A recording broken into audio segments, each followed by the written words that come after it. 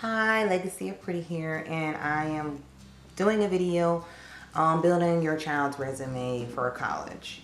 Now, I know a lot of us think that we send them to school, they get to high school, they get these grades, they do AP classes, they do etc, etc, etc, go to college, we're all done. Well, it really starts in elementary school, and I know a lot of people are going to say, well, what do you mean elementary? They're just supposed to be doing this and that. Well, the foundation for schooling starts in elementary school. I am so surprised when I hear people say, it's hard for me to get my child to do homework. They don't want to do homework. They don't do homework. Well, I'm sorry, but that's not an option in my house. First of all, we don't allow homework upstairs. You're not going in your room to do homework. You get your snack.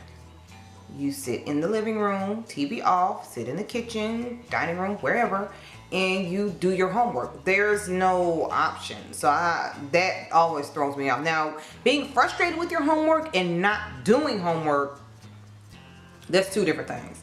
But not doing it, we don't have that option.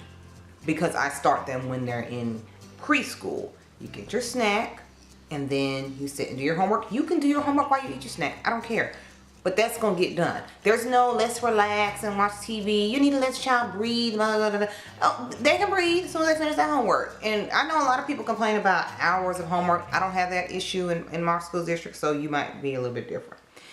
But I wanted to give a list of reasons to start early when it comes to getting these kids on track.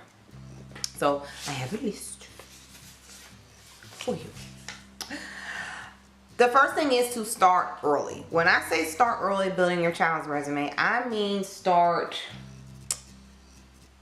elementary. In our elementary school, the kids can't really do like chorus or things like that, or archery. They can't do those until 4th grade. Well, there's also little programs we have during the year, and they'll send permission sheets home and say, would you like your child to have a speaking part? And I always say yes.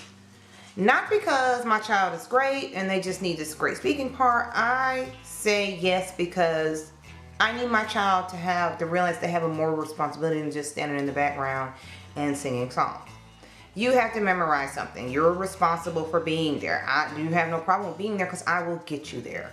So that's a little bit further in the list, but you let them do it and give them responsibility. You can't just pull them back and say, well, no, he don't need to speak because, you know, he be cutting up. No. You will have a speaking part. Most of the time it's only like 2 lines, but you're going to have a little bit more responsibility than just standing there singing in the background. So start them early.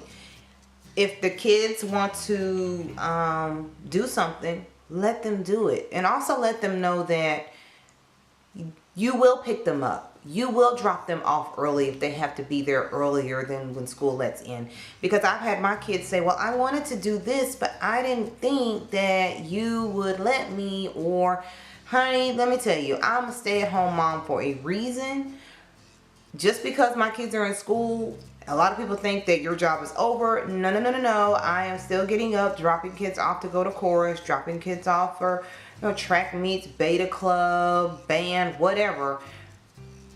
Let them know that you are available, if you are available, that you're there to drop them off, to pick them up, where they're not the last kid standing there. Or get some help from some other parents, like, hey, can you drop my kid off? I can drop your kid off. Something to work that out. You got to realize that school does not end at elementary. The number 3, don't give them any alternatives. My kids are not allowed to have a cell phone until they don't have one in elementary. That's not even an option. But when they get in middle school, if they're on the beta club, they're on the track team, they are in STEM, they are in FBLA, they are the manager on a basketball team, they're on the basketball team, then you can get a cell phone, because that is benefiting me. That means if they're canceling practice, you can text me and let me know. If practice is going to be a little bit longer, if campus is going to be short, whatever, I need to have a contact with you and not have to wait for you to get to the office or get to the teacher or coach to get a cell phone to call me. So that's when I allow a cell phone, is when you are in an activity that requires a cell phone. Not just, oh, I just want a cell phone. Okay, that's nice. Keep it moving.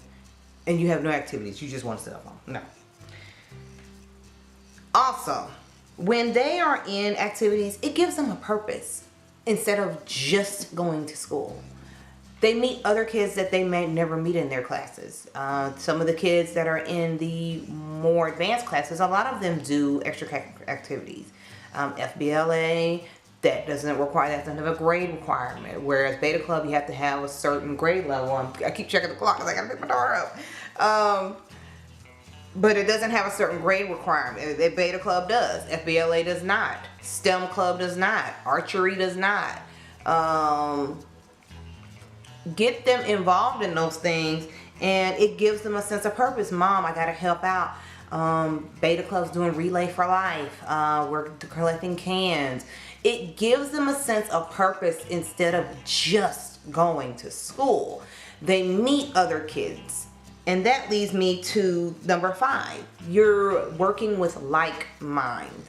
If you're just sitting in the classroom with your friends or people that may not be your friends, and they are sitting here happy to have a 75 on a test or happy to be making C's and D's, you want to get your children with like minds. If it's a photography club, oh, we all like photography. If it's the art club, I like art. What kind of chalk do you use? What kind of charcoal do you use? What kind of paper is that? It gives them like minds, and it helps them to push themselves, and people can help them that are their peers. Like minds, you know, they work together. And I've had my daughter come home and say, you know, Mom, I didn't know what career I wanted to do, but now I was talking to my friend and she wants to go to college for this, and I think I might want to do that too, or something similar, or she's looking for that college. That's what clubs can do. It's not just tossing your kid away. That's what clubs can do. It gives them like minds and not just stuck in the classroom. And the last and the final, it looks good on a college resume. By doing it early, you've laid the foundation. They know, they're used to staying after. They're used to doing a little extra. It doesn't bother them because they've been doing it since they were 8 years old. Whereas if you're getting to 9th grade and you're like, oh, let's do all these activities, they may not be as, well, you know, they get into this cool stage. Well, no, a lot of times if you're in the same place, if they're in art club in middle school, they're probably going to be in art club in high school because they're doing more things. They're using more abstract, they're using more products to create their designs. So you're laying that foundation, and you're just building on that foundation. So don't think that because you have an itty bitty one in elementary or something like that, that it's not a perfect time to start building that resume. And I know a lot of people throw their kids in 50 million different activities. We allow one activity, one beyond school activity, such as I have 2 in track, and I have 1 in band, and 1 in bowling, and 1 in softball. Well, actually, I've broken my own rule because 1 is in baton and she's about to start track. Because I kind of figured baton may take her only so far and she can kind of do that part-time, where track is, I see something in her with track, and she has a sister in track, so it's a little bit easier to balance the 2 in track. They can work out together and all those good things. But you need to, don't just push stuff at them. Let them come to you. It took my 8-year-old forever to say, I want to do baton. And I was like, baton? I thought she was crazy. Well, she loves it and she's good at it.